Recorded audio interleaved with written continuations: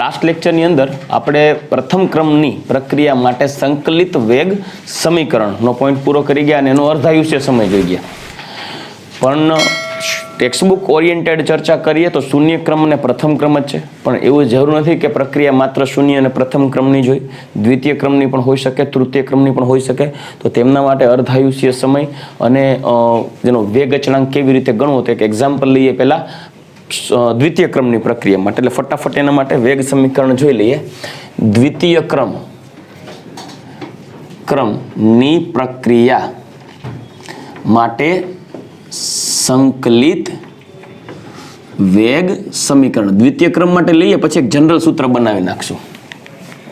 જોશો તો અહીંયા વેગ બરાબર દ્વિતીય ક્રમ હોવાથી શું લખી શકાય? k ઇન્ટુ r ની 2 ઘાત થાય અને વેગ એટલે minus dr by dt is equal to k r ની 2 ઘાત કે નહીં? ઓકે, dt સામે લઈ લ્યો, r સ્ક્વેર છેદમાં લઈ લ્યો, માઇનસ એમ નામ રાખું.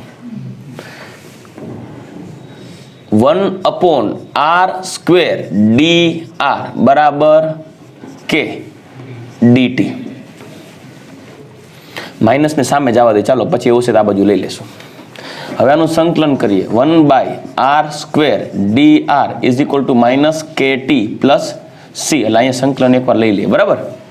k dt પ્લસ c કાઢ નાખો. હવે સંકલન માટે આનો નિયમ આવો છે, r ની માઇનસ 2 ઘાત dr આમ કરી શકું, માઇનસ k dt, અને જે ઘાત હોય એનો 1 ઘાત વધારી અને એને છેદમાં લેવાનું. એટલે r ની માઇનસ 2 ઘાત પ્લસ 1 બરાબર ના છેદમાં માઇનસ 2 પ્લસ 1. ખીજા શું કરણ? મને આવડે હે.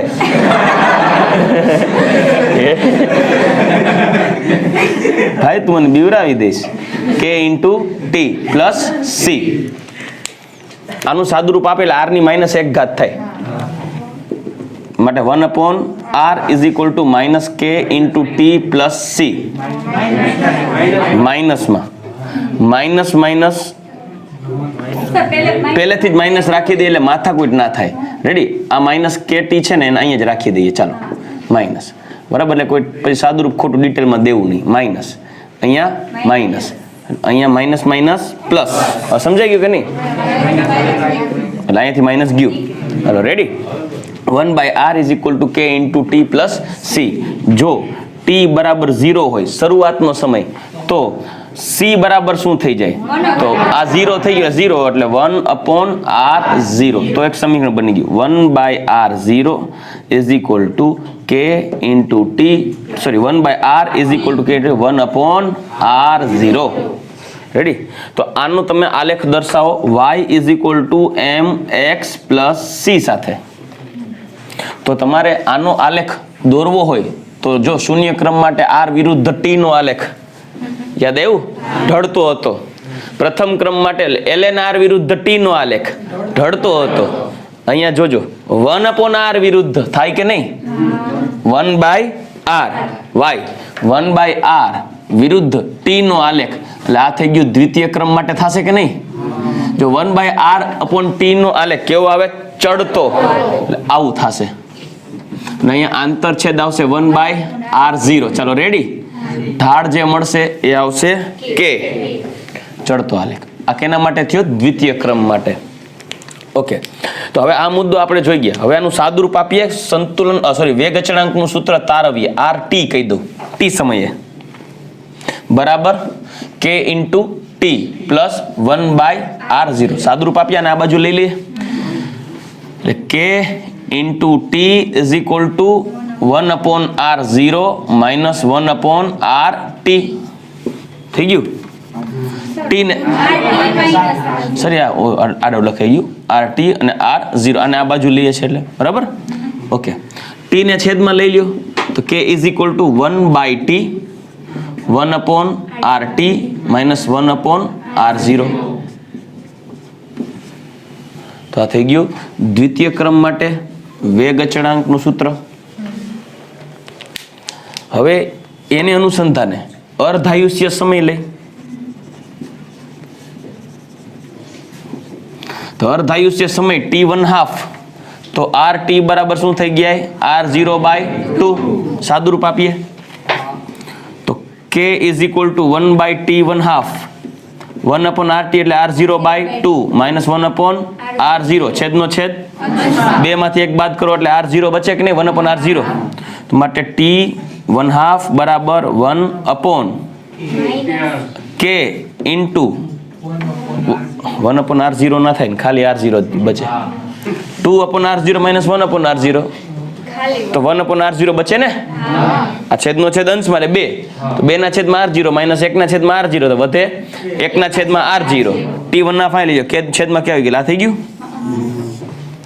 ચાલો તો આ પ્રક્રિયા દ્વિતીય ક્રમની પ્રક્રિયા માટેનો અર્ધાયુષ્ય સમય થયો મતલબ દ્વિતીય ક્રમની પ્રક્રિયા માટે t1/2 directly proportional to inversely proportional to R0 સાંદ્રતાના વ્યસ્ત પ્રમાણમાં શૂન્ય ક્રમમાં સાંદ્રતાના સમપ્રમાણમાં પ્રથમ ક્રમમાં સાંદ્રતાથી સ્વતંત્ર માટે એનો આલેખ દોરવો હોય t1/2 માટે t1/2 વિરુદ્ધ R નો આલેખ ઉતરતો આવે વ્યસ્ત પ્રમાણ થાય ને t1/2 વિરુદ્ધ R કેના માટે દ્વિતીય ક્રમ માટે t1/2 ડાયરેક્ટ અને વર્સિસ R નો આલેખ દોર્યો છું તો તમને પ્રક્રિયાને આધારે ખ્યાલ આવે કે ભાઈ પ્રક્રિયા કયા ક્રમની છે જો શૂન્ય ક્રમની હોય તો R0 - RT/T પ્રથમ ક્રમ હોય તો 2.303/T 1/R log R0/RT એનો K દરેક વખતે કિંમત મૂકતા જાવ તબક્કા વાઇઝ જો K અચળ આવે તો પ્રથમ ક્રમ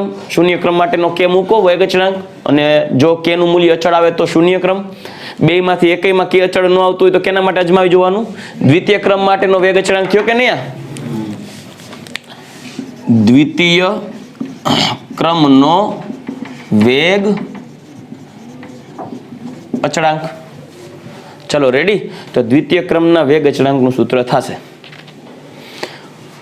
હવે અર્ધાયુષ્ય સમય t1/2 proportional to 1/R0 હવે માની લઈએ કે n ક્રમની પ્રક્રિયા હોય તો કયા ક્રમની n ક્રમની પ્રક્રિયા મતલબ કે 3 ક્રમ લઈએ 3 ક્રમ થર્ડ ઓર્ડર અને આનું એક સમીકરણ બનાવીએ આના ઉપરથી એક જનરલ સમીકરણ બની જશે જુઓ -dR/dt is equal to k r ની 3 ઘાત માઇનસ એમ નંબર રાખીએ સંકલનમાં r ની 3 ઘાત dr બરાબર k dt બરાબર છે ને તો હવે જુઓ સંકલન કરીએ માઇનસ ને એમ નંબર રાખીએ r -3 + 1 -3 + 1 થાય કે નહીં kt + c તો આ minus minus plus 1/2r² is equal to k into t 1/2r0². થઈ ગયું કે નહીં તો હવે આનું સાદુરૂપ આપવું હોય તો આપી શકાય જોજો k into t is equal to સમજાઈ ગયું 1/2r² એનું rt કહી શકું rt minus 1/2r0² 1/2 common sorry 2 બહાર નીકળી જશે ને જે છેદમાંથી એટલે આવું થઈ જશે માટે k is equal to 1/2t 2 into t 1/rt² minus 1/r0² જો સાદું રૂપ આપ્યું તો થઈ ગયું કે નહીં આ સાદુરૂપ જો આ કેના માટે આવ્યું તૃતીય ક્રમ માટે આના જેવું જ કંઈક દેખાણું તો એનો મતલબ જોજો હવે તમે માનો કે અહીંયા n મૂકો ને n તો અહીંયા -n + 1 -n + 1 સમજે કે નહીં -n + 1 -n + 1 એટલે અહીંયા શું આવશે n - 1 તો અહીંયા આવશે n - 1 અહીંયા આવશે n - 1 અહીંયા n - 1 કેમ કે ત્રીજો ક્રમ હતો એટલે 2 એટલે n - 1 n - 1 n બરાબર 3 લીધું ને તૃતીય ક્રમ n બરાબર 3 લીધો તો અહીં શું આવે n - 1 n - 1 અહીંયા 2 એટલે n - 1 તો એનો મતલબ એમ કે nth ઓર્ડર રિએક્શન એટલે કે n ક્રમની પ્રક્રિયા માટે વેગ અચળાંકનું સામાન્ય સૂત્ર વેગ અચળાંકનું સામાન્ય સૂત્ર k બરાબર 1/n-1 into t into 1/RT ની n-1 ઘાત માઇનસ 1/R0 ની n-1 ઘાત થઈ ગયું. મુદ્દો એક છે, પ્રથમ ક્રમને જ આ સૂત્ર લાગુ નહીં પડે, કેમ કે ત્યાં સંકલનનો નિયમ ln વાળો આવતો હતો. એટલે આ n ક્રમની પ્રક્રિયા માટે છે જનરલ, પણ ધ્યાનમાં રાખવાનું અપવાદ સ્વરૂપે પ્રથમ ક્રમ. ફર્સ્ટ દ્વિતીય ક્રમ માટે થઈ જાય જો 2 - 1 એટલે 1, આ 1 થઈ ગયું ને, તો 1t અહીંયા 2 - 1 એટલે 1/RT - 1/R0. શૂન્ય ક્રમ લઈએ તો 0 - 1 એટલે -1/t, 0 - 1 એટલે ઉપર, 0 - 1 એટલે -1 એટલે આ ઉપર, સમજાઈ ગયું. અને માઇનસ થઈ ગયું એટલે RT R0 આડાવડા. તો શૂન્ય ક્રમ ફોલો ખાલી ફર્સ્ટ ઓર્ડર છે એ ફોલો નહીં કરે આને, એટલે ફર્સ્ટ ઓર્ડર માટે એક અલગ થશે k બરાબર 2.303/t log R0/RT. બાકી ગમે એ ઓર્ડર છાપો, વેગ અચળાંક મળે. તો જો વેગ અચળાંક મળે તો R મળી જાય, t1/2 મળી જાય ને અર્ધાયુષ્ય સમય. આમાં t1/2 કરીએ, t1/2 તો t1/2 ના અહીંયા શું આવશે k, તો RT શું આવશે, RT ના છેદમાં 2 એટલે 2 - 1 એટલે 1/RT થાય કે નહીં, આવજો 1/, તો એનો મતલબ જો અર્ધાયુષ્ય સમયની વાત કરવામાં આવે ને, અર્ધ આયુષ્ય સમય, તો એનો t1/2 બરાબર જોજો હવે અહીં અર્ધાયુષ્ય n-1 જ આવશે, 1/n-1 k ઇન્ટુ 1/R0 એટલે એ R0 ની જોજો. માનો કે અહીંયા તમે ગમે એ ક્રમ લેશો, તૃતીય ક્રમ હશે 3 - 1 3 - 1 પ્રમાણે તમે આ કિંમત મૂકશો એટલે અહીંયા આ તો આમ નામ રહેશે, અહીંયા R0/2 થઈ જાય ને, એટલે 2 ઉપર આવતું રહીએ તો 2 માંથી 1 બાદ થઈ જાય, એટલે 2/RT⁻n-1 સોરી R0⁻n-1. દાખલા તરીકે આના માટે જનરલ સૂત્ર લખીએ n ક્રમ માટે, અહીંયા જોજો, પછી આ સૂત્ર પૂરું પછી કરું, અહીંયા અને આધાર અહીંયા સમજાવજો. 1/R0/2 એની n-1 ઘાત એટલે ઉપર 2 આવી ગયું, આમ સોરી 2 ની n-1 ઘાત એટલે આ 2 ઉપર આવી જશે, 2 ની n-1 ઘાત આવું થયું, -1/R0 ની n-1 ઘાત. તો હવે શું થશે 2n-1 એટલે એને આધારે તમારે વેગ અચળાંક k કાઢવાનું થાય. તો દરેક વખતે k નું મૂલ્ય તો બદલતું રહેશે ને, તો આપણે ખાલી સંબંધ તારવી શકાય. સંબંધ કઈ રીતે તારશો જુઓ, તો આ t1/2 નો k કાઢી નાખીએ, સંબંધ ખાલી કેમ તારવીએ, આગળનું અચળાંકનું પદ બહાર કાઢી લઈએ તો સંબંધ આવશે આ t1/2 is equal to R0⁻n-1. આ સંબંધ અર્ધાયુષ્ય સમય માટે જો સાબિત કરી. શૂન્ય ક્રમની પ્રક્રિયા હતી ને, શૂન્ય ક્રમની પ્રક્રિયા 0 - 1 તો t1/2 હતું સમપ્રમાણ. પ્રથમ ક્રમની પ્રક્રિયા હતી ને તો 1 - 1 0 સ્વતંત્ર, કે આ 1 - 1 0 R ની 0 ઘાત એટલે t1/2 પ્રથમ ક્રમની પ્રક્રિયા માટે અર્ધાયુષ્ય સમય સ્વતંત્ર છે કેનાથી, સાંદ્ર. દ્વિતીય ક્રમની પ્રક્રિયા માટે આપણે વ્યસ્ત પ્રમાણ આવ્યું હતું, આવી રહ્યું છે, તો એને આધારે કહી શકાય કે દ્વિતીય ક્રમની પ્રક્રિયા માટે 2 - 1 એટલે R ની 1 ઘાત એટલે અહીંયા 1 ઘાત એટલે 1 ના છેદમાં R. તો તૃતીય ક્રમની પ્રક્રિયા હોય તો R સ્ક્વેર ના 1 ના છેદમાં R સ્ક્વેર એના સમપ્રમાણ t1/2 એટલે t1/2 inversely proportional to R square. કેના માટે તૃતીય ક્રમ. ચતુર્થ ક્રમ હોય તો અહીંયા R ક્યુબ એટલે જનરલ સૂત્ર થયું ને, તો અર્ધાયુષ્ય સમય માટેનું જનરલ સૂત્ર આ પ્રથમ ક્રમ, દ્વિતીય ક્રમ, તૃતીય ક્રમ કે 0 ક્રમ બધાને કોમન. આ nth ઓર્ડર ની રિએક્શન માટે વેગ અચળાંકનું સૂત્ર, પણ આ એક અલગ પડે પ્રથમ ક્રમ માટે, બાકી બધાનું આ કોમન. સમજાઈ ગયું? તો દ્વિતીય ક્રમ માટે અર્ધાયુષ્ય સમયનો આલેખ કેવો થાય, તો t1/2 inversely proportional to R છે કે નહીં, તો R વધે ને અર્ધાયુષ્ય સમય ઘટે. એટલે તમારે તો ખાલી પ્રથમ ક્રમ ને શૂન્ય ક્રમ જ જોવાનો છે, પણ દ્વિતીય તૃતીય માટે આ ચર્ચા કરી ગયા. ક્લિયર? તો હવે કામ કરીએ આપણે શૂન્ય ક્રમ માટે, પ્રથમ ક્રમ માટે અને n ક્રમ માટે સૂત્ર લખીએ, સાંદ્રતા સાથેનો સંબંધ તારવીએ અને જરૂરી છે એટલા આલેખ દોરીએ. રેડી? ચાલો તો બધા જનરલ સૂત્રો એકવાર પાછા રિપીટ કરીએ. દાખલા તરીકે મારે પ્રક્રિયાક્રમ શૂન્ય છે તો આ લખાય -d/r/dt is equal to k r ની 0 ઘાત. આવું થાય કે નહીં? k ઇન્ટુ r ની 0 ઘાત. વેગ અચળાંકનું સૂત્ર k બરાબર r0 માઇનસ rt ના છેદમાં t. યાદ આવે છે? બીજું એક આના માટે આલેખવાળું સૂત્ર આવું હતું, rt is equal to k into t minus kt minus kt plus r0. યાદ આવે છે આવું? માઇનસ kt એટલે આને y is equal two mx plus c સાથે સરખાયું હતું. તો આનો આલેખ અહીંયા જ દોરું સાથે.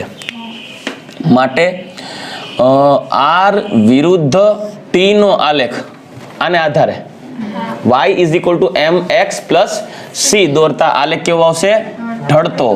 આ શું આવશે? r0. ઢાળ શું આવશે? Minus k. તો આના માટે તમારે આલેખ દોરવાનું શૂન્ય ક્રમ માટે r વિરુદ્ધ t નો આલેખ. આલેખ કેવો આવે? ઢળતો. ઢાળ આવે માઇનસ k. અને અર્ધાયુષ્ય સમયનું સૂત્ર હતું t½ બરાબર r0/2k. એટલે આના માટે જો સાંદ્રતા વિરુદ્ધ અર્ધાયુષ્ય સમયનો જો આલેખ દોરવામાં આવે તો એ સુરેખ મળે. એટલે કે t½ છે r0 ના સમપ્રમાણમાં. કયા ક્રમ માટે? શૂન્ય ક્રમ માટે. હવે શૂન્ય ક્રમ માટે વેગ વિરુદ્ધ સાંદ્રતાનો આલેખ દોરીએ તો વેગ વિરુદ્ધ સાંદ્રતા સમપ્રમાણ થાય કે નહીં? નો થાય. શૂન્ય ક્રમ છે ને એટલે આ કેવું રહી જશે? અચળ. શું કરવાને? કેમ કે વેગ બરાબર k r ની 0 ઘાત એટલે વેગ બરાબર k અચળ. કેના ક્રમ માટે? શૂન્ય ક્રમ માટે. ચલો રેડી? નેક્સ્ટ હવે આપણે લઈએ પ્રથમ ક્રમ માટે. બસ આ બધા આલેખો પ્રથમ ક્રમ સુધી જોવાના, પછી જનરલ સૂત્ર લખી નાખવાનું. પ્રથમ ક્રમ માટે -d/r/dt is equal to k ની r ની 1 ઘાત, k ઇન્ટુ r ની 1 ઘાત. સમીકરણ આવું આવ્યું હતું, ln rt is equal to -k into t plus ln r0. યાદ આવે છે? અથવા એક બીજું સમીકરણ આવું હતું, log rt is equal to -k ના છેદમાં 2.303 t વત્તા log r0. બરાબર? આનો આલેખ માનો કે log ના સંદર્ભે દોરીએ તો log r વિરુદ્ધ t નો આલેખ ઢળતો આવે. ઢાળ મળે -k ના છેદમાં 2.303 આવે log r0. પણ આ જ આલેખ જો ln r વિરુદ્ધ t નો આલેખ દોરીએ તો આ ઢળતો જ આવે. અહીંયા આવશે ln r0, અહીંયા આવશે -k. થાય કે નહીં? અર્ધાયુષ્ય સમય આના માટે સમજાઈ ગયું ને? t½ બરાબર 0.693/k. અથવા તો આને આમ પણ લખી શકાય ln r/k, ln2/k. અથવા તો 2.303 log 2 ના છેદમાં k. ગમે ઈ હોય તમને MCQ માં તો ગમે આવી શકે ને.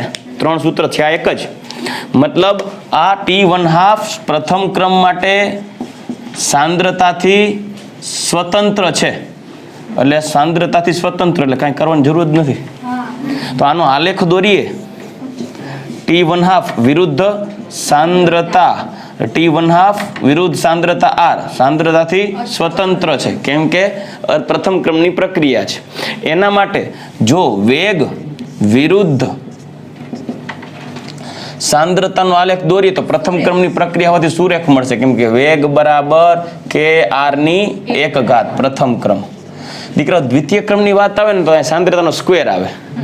ત્યારે હવે એના આલેખો સ્ક્વેર માટે એક આલેખો દોરો ને તો પર્વલય ને ઉપવલય જેવી ઘટનાઓ થાય. માઇનસ ઘાતમાં આવે તો ઉપવલય આવે, નકર પર્વલય આવે. તો હવે એવા આલેખો પછી ડિટેલમાં જાય તો મેથ્સ આવી જાય. બરાબર, મેથ્સ આવે તો કેમેસ્ટ્રીના સાહેબોને બૂચ લાગી જાય. એટલે સમજાઈ ગયું. પણ ટૂંકમાં એવું કેમેસ્ટ્રીમાં સ્ક્વેરમાં એને બધાના આલેખ નહીં આવે. પણ આ તમને ખ્યાલ હોય કે સ્ક્વેર માટે પર્વલય, જો મેં એટલું જ ભાન પડે છે કે ભાઈ પર્વલય ઉપવલય જેવી એટલું તો હાવ લડી નથી લીધું મેં. બરાબર, હવે મને હાવ ઇગ્નોર ન કરતા પ્લીઝ. એન ક્રમ હોય, એન ક્રમ, તો minus d of r by dt is equal to k r ની એન ઘાત. તો આનું હવે હું ડાયરેક્ટ એક સેકન્ડ અહીંયા સૂત્ર આપણે લખવાનું હતું જે રહી ગયું છે, તો હું એ સૂત્ર આપણે નીચેની તરફ લખી નાખું. બરાબર, k is equal to 2.303 upon t log r0 બાય rt. ઓલું p વાળું સૂત્ર યાદ રાખજો, દબાણ વાળું. બરાબર ને? ચલો અહીંયા આપણે લખીએ n ક્રમની પ્રક્રિયા માટે nth ઓર્ડર k બરાબર અહીંયા શું આવશે 1 ના છેદમાં n minus 1 into T 1 upon r t ની n માઇનસ 1 ઘાત માઇનસ r0 ની n માઇનસ 1 ઘાત. ચાલો રેડી. જનરલ સૂત્ર અહીંયા બતાવી શકીએ t 1/2 ઇન્વર્સલી પ્રોપોર્શનલ ટુ r0 ની n માઇનસ 1 ઘાત. બસ ઇનફ. રેડી. હવે તમને ખ્યાલ, અચ્છા આ સૂત્ર કેને ન લાગુ પડે? સામાન્ય સૂત્ર પ્રથમ ક્રમ ની પ્રક્રિયા સિવાય બધે લાગુ પડશે. હાલો રેડી. તો આ તમારા માઇન્ડમાં સેટ હોવું જોઈએ. દાખલા માટે ઇમ્પોર્ટન્ટ છે, એમસીક્યુ માટે આ બેના ગ્રાફ ખાસ યાદ રાખશું. રેડી. હવે આપણે એક આ ચેપ્ટરનો લાસ્ટ પોઈન્ટ છે અને એ છે આભાસી પ્રથમ ક્રમની પ્રક્રિયા, એટલે કે સ્યુડો ફર્સ્ટ ઓર્ડર રિએક્શન, જે આપણે આગળ ડિસ્કસ કરીએ. ચાલો દીકરો, આપણું હવે ચેપ્ટરને રિલેટેડ, એટલે કે જે આપણા બોર્ડને રિલેટેડ જેટલો સિલેબસ છે એનો આ લાસ્ટ પોઈન્ટ છે આ ચેપ્ટર માટે, આભાસી પ્રથમ ક્રમની પ્રક્રિયા, જેને કહેવાય pseudo first order reaction. Pseudo એટલે આભાસી,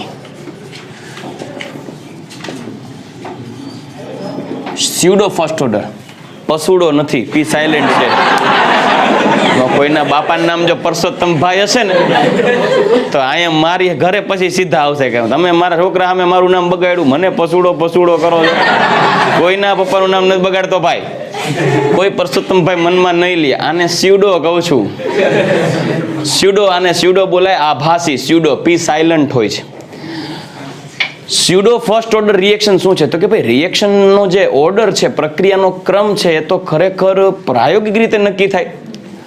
તો ક્યારેક એવી પરિસ્થિતિઓનું પણ નિર્માણ થતું હોય પ્રક્રિયાઓમાં. સાંભળજો, ક્યારેક પ્રક્રિયામાં એવી પરિસ્થિતિઓનું પણ નિર્માણ થતું હોય કે જેને કારણે પ્રક્રિયાનો ક્રમ એકચ્યુઅલ કાંઈક હોય, પણ એ પરિસ્થિતિને કારણે પ્રક્રિયાનો ક્રમ બદલી ગયો હોય. મતલબ સ્યુડો ફર્સ્ટ ઓર્ડરનો મતલબ આમાં એવું કહે છે કે હકીકતમાં પ્રક્રિયા દ્વિતીય ક્રમની હોય, પણ એવો ભાસ કરાવે કે પ્રક્રિયા પ્રથમ ક્રમની છે. સમજાય છે? મતલબ કે તમે એ પ્રક્રિયા માટે જો કે વેગ અચળાંક ગણો દ્વિતીય ક્રમને અનુસંધાને, તો એને પણ ફોલો કરતું હોય, અને પ્રથમ ક્રમને અનુસંધાને ફર્સ્ટ ઓર્ડર રિએક્શનના બેઝ ઉપર કે ની વેલ્યુ ગણો તો એને આધારે ફોલો થતું. એટલે આપણને શું થાય, સર આ તો દ્વિતીય ક્રમય છે અને આ તો પ્રથમ ક્રમય છે. તો રિયાલિટી એવું હોય કે દ્વિતીય ક્રમની હોય પણ આભાસી પ્રથમ ક્રમ હોય. ભાસ કરાવે, તમને આભાસ થાય કે આ પ્રથમ ક્રમની પ્રક્રિયા છે. તો કે એવી કેવી પ્રક્રિયા? તો એનો મતલબ આપણે એને પ્રેક્ટિકલી પ્રૂવ કરવું પડે. તો માની લ્યો કે એક સિમ્પલ એક્ઝામ્પલ આપું. આપણા સોસાયટીની અંદર, તમે એક સોસાયટીમાં માનો કે એક સોસાયટીમાં રહ્યો છો. એ સોસાયટી અત્યારની સિચ્યુએશનમાં આપણા સિટીની સૌથી હાઈફાઈ સોસાયટી છે એવું માની લઈએ. અને એ સોસાયટીમાં એક ઘર વેચવા જાઓ એટલે કરોડ રૂપિયા મિનિમમ જોઈ. મતલબ હાઈફાઈ હોય તો એમાં વ્યક્તિઓ પણ કેવા રહેતા હોય? હાઈફાઈ, પૈસે ટકે સુખી સંપન્ન, મહિને 2-3 લાખ રૂપિયા કમાતા હોય એવા. પણ એવું પણ બની શકે ને કે એ સોસાયટીમાં કોઈ ઘર એવું પણ હોય કે જ્યારે સોસાયટી શરૂઆત થઈ બનવાની વર્ષો પહેલા, જેથી એના મકાન સાવ સસ્તા હતા એ સોસાયટી, ત્યારે કોઈ રહેવા આવ્યું હોય અને વર્ષોથી એમાં રહેતા હોય, પછી ડે બાય ડે સોસાયટીનો ગ્રોથ થયો ને કરોડોના ભાવે વયું ગયું, પણ એમને તો વર્ષોથી રહેતા હતા, સસ્તામાં લીધું તો એની પરિસ્થિતિ એકચ્યુઅલી મકાન ખરીદવાની છે નહીં. તો જો એક્ઝામ્પલ તમને આપું છું. એટલે કેવું થાય, અમુક પ્રક્રિયાઓ એવી થાય કે એમાં બે પ્રક્રિયકો ભાગ લેતા, જોજો હું એક્ઝામ્પલ સેટ કરું કે ભાઈ બે પ્રક્રિયકો ભાગ લેતા હોય, પણ એ પ્રક્રિયામાં બે પ્રક્રિયકોની થોડી થોડી સાંદ્રતા પ્રક્રિયામાં ભાગ લેતી હોય, પણ એક પ્રક્રિયકની સાંદ્રતા સાવ ઓછી હોય, બીજા પ્રક્રિયકની સાંદ્રતા આપણે લીધી હોય બહુ વધારે હોય. હવે પ્રક્રિયા થાય તો પ્રક્રિયા દરમિયાન જેની ઓછી સાંદ્રતા છે એ સંપૂર્ણપણે માનો વપરાઈ ગઈ, તો આપણે એમ થાય ઓહો આના બધી સાંદ્રતા વપરાઈ ગઈ. પણ જેની ખૂબ જ વધારે સાંદ્રતા છે, તો ખૂબ જ વધારે સાંદ્રતા ધરાવતા પ્રક્રિયક સાથે ઓછી સાંદ્રતા વાળો પ્રક્રિયક ભાગ લે, તો આ બેયમાં ઓછી સાંદ્રતા વાળો બધોય વપરાઈ ગયો, પણ ખૂબ જ ઝાઝી સાંદ્રતામાંથી થોડોક જ હિસ્સો વપરાય ને, બાકીનો તેમને પડ્યો રહેશે. તો બાકીનો એમને પડ્યો રહે એટલે આપણને એમ થાય કે સારું આમાં કોઈ ફેરફાર જ નથી થયો, મતલબ પ્રક્રિયાના ઉપર આધાર રાખતી નથી. રિયાલિટી એવી છે કે એની પાસે એટલી બધી સાંદ્રતા છે કે નજીવી સાંદ્રતા વહી ગઈ ને તો કઈ ફેર પડ્યો. એટલે એક રીતે જુઓ તો એની સાંદ્રતા પ્રક્રિયામાં ભાગ લે છે એટલે એનો ક્રમ કન્સિડર કરવો જોઈએ, પણ એક રીતે એવો ભાસ થાય છે કે આ પ્રક્રિયામાં ભાગ લેતી નથી, આનો પ્રક્રિયા ક્રમ નથી. એટલે સમજાય છે, દ્વિતીય ક્રમ હોય પણ લાગે પ્રથમ ક્રમ, કેમ કે આ ક્યાં પ્રક્રિયામાં ભાગ લે છે. એ એક્ઝામ્પલ તમને સમજાવું કે ભાઈ એ હાઈફાઈ સોસાયટીમાં આપણે રહીએ છીએ, આપણા પપ્પા માની લ્યો કે મહિને 40,000 રૂપિયા કમાય છે, પણ એ 40,000 રૂપિયામાં ઘરનું ગુજરાન ચલાવવું, બાળકોની ફીસ ભરવી અને વ્યવસ્થિત જીવવું, મહેમાનમાં આવે તો એને કંઈ ખવડાવવું પીવડવું, તો મહિને 40,000 રૂપિયા માંડ ભેગું થાય, મહિનાની 2-5 હજાર રૂપિયા સેવિંગ ન થતી હોય અત્યારની સિચ્યુએશનમાં. જ્યારે આ સોસાયટીમાં રહેતા બીજા બધા વિદ્યાર્થીઓ એવા છે, એટલે વ્યક્તિઓ એવા છે કે જે મહિને 3-4 લાખ રૂપિયા કમાય છે. હવે જોજો નવરાત્રિનું ફંક્શન ઓર્ગેનાઇઝ કરવાનું થયું, તો એવો પ્લાનિંગ કર્યો કે આપણે આખી સોસાયટીના માણસો રોજ સાંજે બધા ભેગા મળીને જમશું, ફંક્શન પતે એટલે નાસ્તો કરશું, ડીજે ને એવું બધું ઓર્ગેનાઇઝ કરીએ, તો 9-10 દિવસનું ભાડું, સોસાયટીની મોટી એક જગ્યા હોય બરાબર, મોટો એક કોમન એક પ્લોટ હોય, એમાં લોન હોય, ટૂંકમાં બગીચા જેવું, એમાં આપણે ઓર્ગેનાઇઝ કરીએ. પછી કોઈ સેલિબ્રિટીને બોલાવીએ તો સેલિબ્રિટી આવે વળી સેલિબ્રિટી ભાડું લે, તો એ બધોય ખર્ચો કરતા એક ઘર દીઠ 15,000 રૂપિયા ભાગમાં આવે છે, તો બધાય 15,000 રૂપિયા દેશે. એટલે જે લોકોને મહિને આવક 3 લાખ 4 લાખ રૂપિયા છે મહિને, એના ખીચામાંથી 15,000 રૂપિયા દેવાય એટલે કાંઈ નહીં ને. જેમ કે 10,000 રૂપિયા કમાતો વ્યક્તિ 50 રૂપિયા ક્યાંક વાપરે તો કે કાંઈ વાંધો નહીં, એવી રીતે 5 લાખ રૂપિયા કે 4 લાખ રૂપિયા મહિને કમાતા વ્યક્તિને 15,000 રૂપિયા એ ફંક્શન્સ માટે એના હિસ્સાના દેવા, તો કે ભાઈ મને કોઈ વાંધો આલ્યો. પણ એ ઉઘરાણી થતા થતા આપણી ઘરે આવી ચડ્યું આ બધું કે ભાઈ આપણે આવું બધું આયોજન કર્યું છે, તો આપણી ઈચ્છા હોય ખરી, ઇવન આપણા પપ્પાની ઈચ્છા હોય કે આપણે આમાં ઇન્વોલ્વ થવું જોઈએ, પણ એની ઈચ્છાને મારી નાખશે. કેમ કે મહિને કેટલા કમાય છે, એ 40,000 રૂપિયામાં તમારી ફી ભરે, ઘર હકાલે, 5,000 રૂપિયા માંડ સેવિંગ થતી હોય, ન કરે નારાયણ ઓચિંતાનું દવાખાનું આવે તો એ ભેગું ન થાય, તો બિચારા મહિને 15,000 રૂપિયા ક્યાંથી કાઢે. મતલબ જો એમાં ઇન્વોલ્વ થાય તો એને મહિને 15,000 રૂપિયા, કેમ કે આવા ઓછું કમાતા વ્યક્તિ પાછા સ્વાભિમાની હોય, અભિમાની સ્વાભિમાની, આપણે તેવડ નથી ને તો આપણે અહીંયા જવું ન જોઈએ. તો એ તમને ના પાડશે, મતલબ ના પાડ દે ભાઈ અમારે ભાગ ન જ દેવો અને અમે આવશીએ નહીં.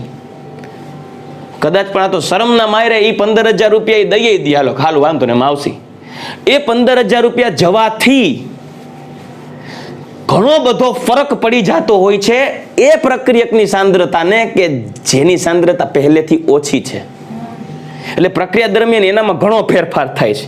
એટલે પ્રક્રિયાના વેગ ઉપર એની અસરકારકતા છે ખરી, પણ એક એવા બીજા વ્યક્તિ, એવી બીજા પ્રક્રિયકની સાંદ્રતા કે જેની ઓલરેડી ખૂબ વધારે છે, જેની પાસે લાખો રૂપિયા છે, મહિને 2-4-5 લાખ રૂપિયા કમાય છે, એને 15,000 રૂપિયા જાય કે ન જાય શું ફેર પડે.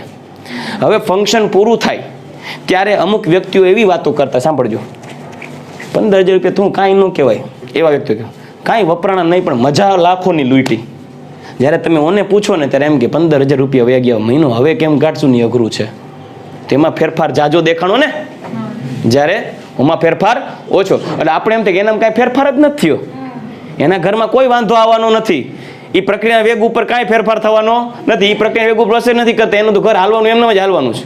આ મહિને તમારા ઘરમાં કાપ આવી જાય બધી બાબતોમાં.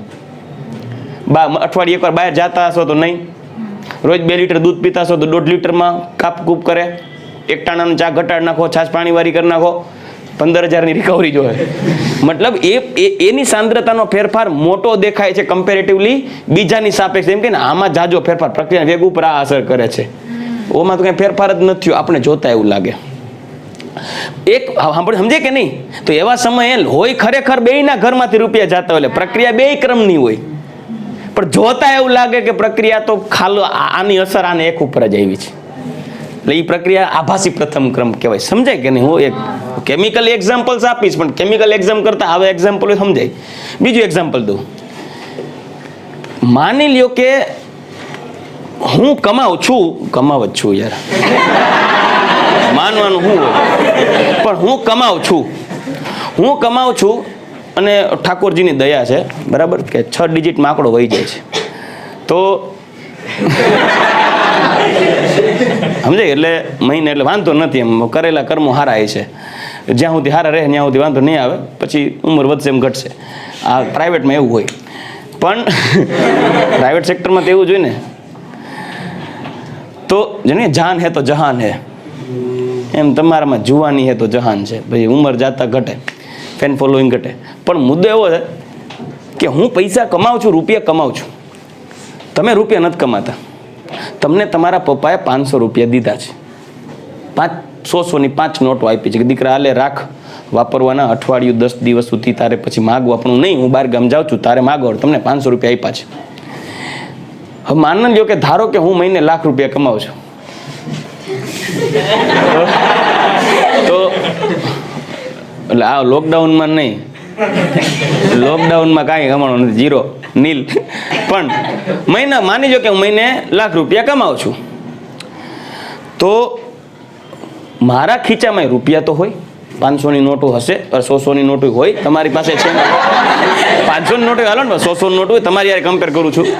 હવે કેવું થયું કે આપણે બંને, એટલે કે કોઈ એક તમારામાંથી કોઈ હું, આપણે રસ્તામાંથી ચાલ્યા જાય છે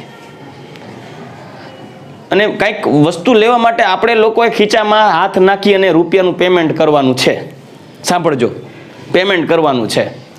એટલે આપણે પ્રક્રિયા કરીએ છીએ, પ્રક્રિયા કંઈક થઈ, તો કોણ જાણે શું થયું ને, તો તમારા ને મારા બેયના ખીચામાંથી રૂપિયા પડી ગયા ક્યાંક, બેયના ખીચામાંથી. એટલે તમારા ખીચામાં હતા 500 રૂપિયા, 300 વપરાઈ ગયા, પડી ગયા, એટલે 100 રૂપિયાની કંઈક વસ્તુ લીધી, વૈધા કેટલા ખાલી? 500 માં કેટલા વહી ગયા? વહી ગયા 400 વહી ગયા ને. અને મારા ખીચામાંથી 300 રૂપિયા જાય તો મને શું ફેર પડવાનો? ઘોયરા. આ જ શબ્દ આવે, ઘોયરા આપણા નસીબમાં નહીં હોય, કમાઈ લેશું. કેમ કે એ 300 રૂપિયાથી એવું નહીં થાય કે આ મહિને હું ભૂખો રહીશ, કે આ મહિને મારી પોકેટ મનીમાં કાપ આવશે. પણ તમારું મોઢું ખરેખર પડી જાય, કેમ કે હતા જ કેટલા?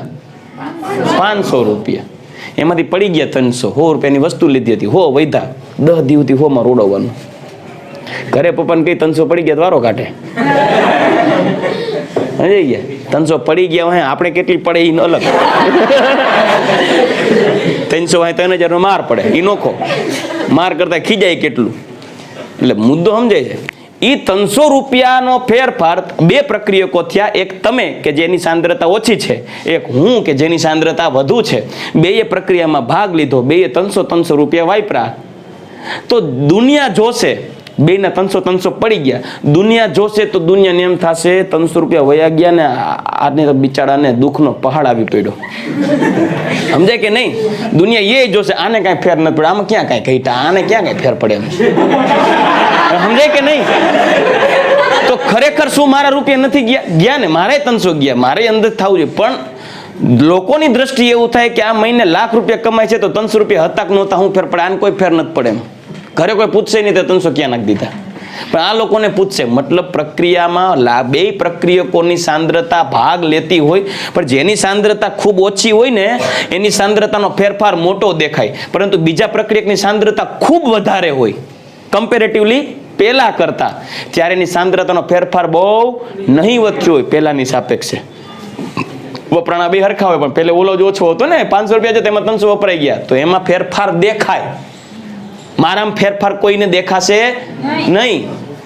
તો તમે શું કહેશો? જે થયું એ આ બિચારા એક ઉપર આવી પડ્યું. ખરેખર પ્રક્રિયા તો દ્વિતીય ક્રમની છે, પણ લાગે કેવી? પ્રથમ ક્રમની. અને આભાસી પ્રથમ ક્રમની પ્રક્રિયા કહેવાય. તો હવે આપણે ટેકનિકલ એક્ઝામ્પલ આપીએ કે સામાન્ય રીતે રાસાયણિક પ્રક્રિયાઓનો પ્રક્રિયાક્રમ પ્રાયોગિક રીતે તો નક્કી થતો જ હોય, પણ ક્યારેક કોઈ એવી પરિસ્થિતિ આવી ચડે કે ત્યારે પ્રક્રિયાના ક્રમમાં પણ ફેરફાર દેખાય થતો ન હોય, દેખાય લાગે એવું. હું એક્ઝામ્પલ આપું. ઓલમોસ્ટ એસ્ટરનું જળ વિભાજન. કેનું? એસ્ટરનું જળ વિભાજન લઈએ. દાખલા તરીકે મારી પાસે પ્રક્રિયક છે CH3COO2H5, એટલે આ થયું એસ્ટર. ઇથેનોએટ.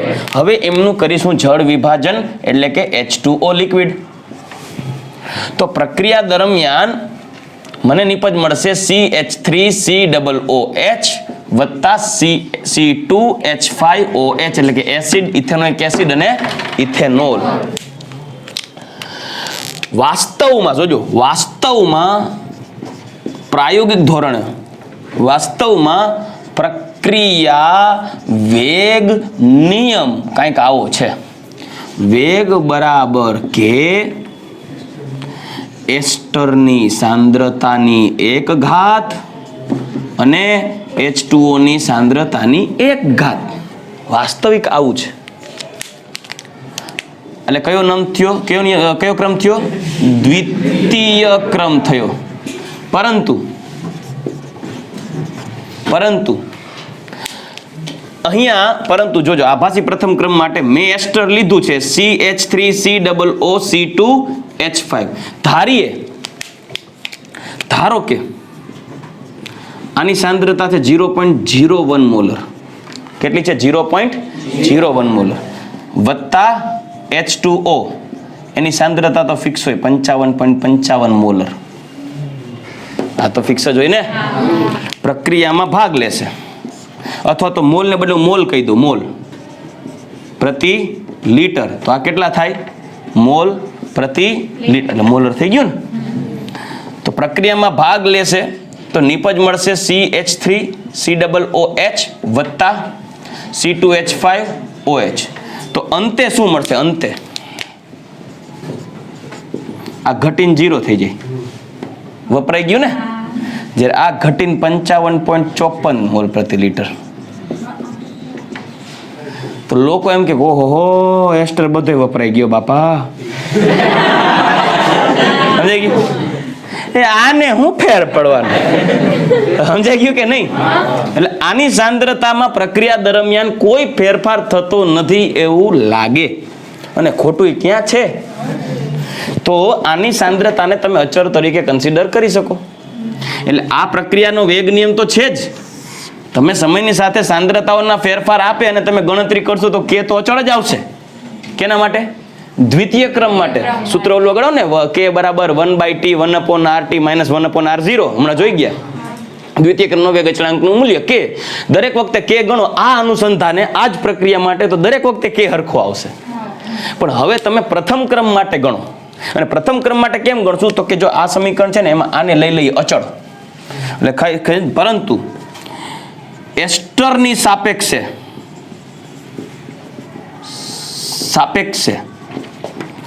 H2O ની સાંદ્રતા ખૂબ જ કેવી છે?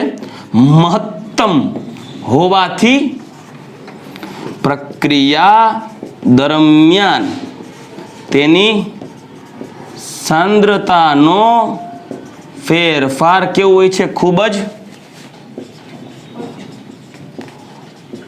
ઓછો થાય છે, જેથી તેની સાંદ્રતાને આપણે અચળ ગણી શકીએ કે પ્રક્રિયામાં ભાગ લેતું નથી એવું ફીલ થાય.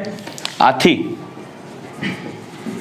જો તેની સાંદ્રતાને અચળ ગણતા, તો અચળ ગણીએ તો હવે નવું વેગ નિયમ આવો થાય ને, વેગ બરાબર કે જોજો એસ્ટરની સાંદ્રતાની 1 ઘાત અને H2O ની સાંદ્રતાની 1 ઘાત થાય. પણ આને આપણે શું લઈ લઈએ? અચળ લેવું હોય તો વેગ બરાબર નવો વેગ અચળાંક આવે કે ડેશ એસ્ટરની 1 ઘાત, જ્યાં કે ડેશ બરાબર કે ઇન્ટુ H2O ની સાંદ્રતાની 1 ઘાત. કેમ કે અમે અચળ ભેગું અચળ, આખે આખું અચળ જ થાય ને ગુણાકાર. તો હવે તમે આ પ્રક્રિયા માટે પ્રથમ ક્રમને કન્સિડર કરશો. એટલે હવે તમે શું કરશો? સર ખાલી પ્રક્રિયાનો વેગ મળે તો વેગ અચળાંકનું સૂત્ર કે ડેશ બરાબર પ્રથમ ક્રમ અનુસંધાને વાપરશો 2.303/T log R0 by RT. સમયની સાથે સાંદ્રતા એસ્ટરની સાંદ્રતાનો ફેરફાર માપે જાવ ને તો કે ડેશ એ ખરખો જ આવશે. તો આપણને શું લાગે? સર આ તો પ્રથમ ક્રમની છે અને આ તો દ્વિતીય ક્રમની પણ છે. વાત સાચી છે, પણ હકીકત એવી છે કે તે દ્વિતીય ક્રમની છે. આ થઈ જશે આભાસી પ્રથમ ક્રમ. ભાસ થાય તો તમને એમ થાય કે આ આભાસી પ્રથમ ક્રમની પ્રક્રિયાનો વેગ અચળાંક આટલો છે, તો તે પ્રક્રિયાનો વેગ અચળાંક કેટલો? તો કે આભાસી પ્રથમ ક્રમની પ્રક્રિયાનો વેગ અચળાંક તો આપ્યો, તો પ્રક્રિયાનો વેગ અચળાંક કેટલો? પણ મેં શું કીધું? પ્રક્રિયા હકીકતમાં કઈ છે? પણ તમને કેનો વેગ અચળાંક આપ્યો છે? આભાસી પ્રથમ ક્રમનો ને. તો તમારે દ્વિતીય ક્રમનો વેગ અચળાંક જોતો હોય તો આ રહ્યું સૂત્ર કે ડેશ બરાબર કે ઇન્ટુ H2O ની સાંદ્રતા. નો આપ્યું હોય તો 55.55, અને જો શરૂઆતમાં આપી દીધી હોય કે ધારો કે એમ કીધું હોય 54 મોલર, તો અહીં લખીને 54, તો દરેક વખતે કે નું મૂલ્ય પણ અચળ બતાવે. કે ડેશ ના છેદમાં 54 લઈ લો એટલે કે દ્વિતીય ક્રમ માટે આવે. સમજાય છે? એટલે તમને ક્યારેય પણ પૂછાય કે એવું પૂછાય કે એસ્ટરનું જળ વિભાજન કયો ક્રમ છે? તો કે દ્વિતીય ક્રમ. પ્રક્રિયા કયો ક્રમ છે? દ્વિતીય ક્રમ. અને આભાસી પ્રથમ ક્રમ, અને આભાસી પ્રથમ ક્રમ. પણ આવું ઓપ્શન આવે કે એસ્ટરનું જળ વિભાજન કઈ પ્રક્રિયા છે? શૂન્ય ક્રમ, પ્રથમ ક્રમ, દ્વિતીય ક્રમ, તૃતીય ક્રમ. તો દ્વિતીય ક્રમ. એસ્ટરનું જળ વિભાજન કઈ પ્રક્રિયા છે? પ્રથમ આભાસી પ્રથમ ક્રમ, દ્વિતીય ક્રમ, તૃતીય ક્રમ, A અને B. ની ભૂલ ન ખાતા.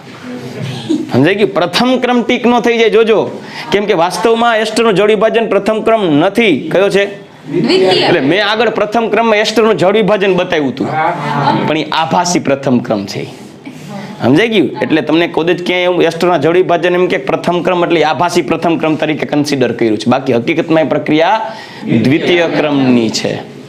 એટલે આ દ્વિતીય ક્રમની પ્રક્રિયા થઈ ગઈ આભાસી પ્રથમ ક્રમ.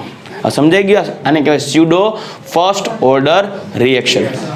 તો આ પ્રક્રિયાઓને આધારે તમે પ્રક્રિયા ક્રમ, આભાસી પ્રથમ ક્રમ, તમને કોઈ એમ કે આપેલ પ્રક્રિયા કઈ છે, પ્રક્રિયા ક્રમ નક્કી કરો તો કઈ રીતે ગણી શકાય? તમે પહેલા કીધું એક ગ્રાફની પદ્ધતિ આધારે પ્રક્રિયા ક્રમ નક્કી કરો. કઈ રીતે? જો પ્રક્રિયા ક્રમ નક્કી કરવાની રીત, પ્રક્રિયા ક્રમ નક્કી કરવાની રીત એક એક્સ્ટ્રા પોઈન્ટ. તો પહેલી રીત શું આવે? ગ્રાફ પદ્ધતિ. કેવી રીતે? તો કે જો R વિરુદ્ધ T નો આલેખ, જો સુરેખ મળે, સમજાય કે નહીં? અને ઢાળ હોય -K, તો શૂન્ય ક્રમ. પણ જો ln R વિરુદ્ધ T નો આલેખ, સમજાઈ ગયું? એ ઢળ તો આવે, અહીં શું આવશે? -K, તો આ પ્રથમ ક્રમ. પણ જો 1/R વિરુદ્ધ T નો આલેખ ચડતો આવે, આવો, સમજાય છે? અહીંયા K પ્લસ આવશે ને, તો આ કયો ક્રમ થયો? દ્વિતીય ક્રમ. તો આ રીતે તમે પકડી શકો. બીજી રીત કઈ? તો કે બીજી રીત છે વેગ અચળાંકની પદ્ધતિ. બધા એક્સ્ટ્રા પોઈન્ટ્સ લખી દો. આ રીતે તમે પ્રક્રિયા ક્રમ નક્કી કરી શકો. કઈ રીતે નક્કી થાય તો કે જો k બરાબર r0 minus rt by t કરો, દરેક વખતે k નું મૂલ્ય અચળ આવે તો શૂન્ય ક્રમ. k બરાબર 2.303 બાય t log r0 બાય rt મૂકો અને દરેક વખતે k નું મૂલ્ય અચળ આવે તબક્કાવાર r0 rt r0 rt r0 rt બબે તબક્કે પકડતા જાઓ તો દરેક વખતે અચળ આવે તો પ્રથમ ક્રમ. દ્વિતીય ક્રમ માટે 1/t into 1/rt minus 1/r0 હમણાં જોઈ ગયા તો એ દર વખતે કે અચળ આવે તો દ્વિતીય ક્રમ. n ક્રમ માટે જનરલ સૂત્ર બનાવ્યું. અર્ધાયુષ્ય સમયની રીત દ્વારા પણ નક્કી કરી શકાય. ત્રીજી રીત અર્ધ આયુષ્ય સમયની રીત દ્વારા. કઈ રીતે તો કે સર અર્ધાયુષ્ય સમય હોય ને જો સાંદ્રતાના સમપ્રમાણમાં આવે ને તો સમજી લેવાનું શૂન્ય ક્રમ. જો t1/2 છે એ સાંદ્રતાથી સ્વતંત્ર છે તો પ્રથમ ક્રમ. સમજાઈ ગયું? આનો આલેખ પકડી શકાય ને. ચડતો t1/2 વિરુદ્ધ r0 ચડતો સુરેખ તો પ્રથમ ક્રમ. સીધો સ્ટ્રેટ તો અચળ શૂન્ય પ્રથમ ક્રમ. આ શૂન્ય ક્રમ પ્રથમ ક્રમ. t1/2 inversely proportional to r0 હોય તો દ્વિતીય ક્રમ. 3 વિકલિત વેગ નિયમ દ્વારા પણ જાણી શકાય. કઈ રીતે તો કે ભાઈ વેગ અને વેગ નિયમનું સમીકરણ ઘાતમાં લખવાનું x અને y.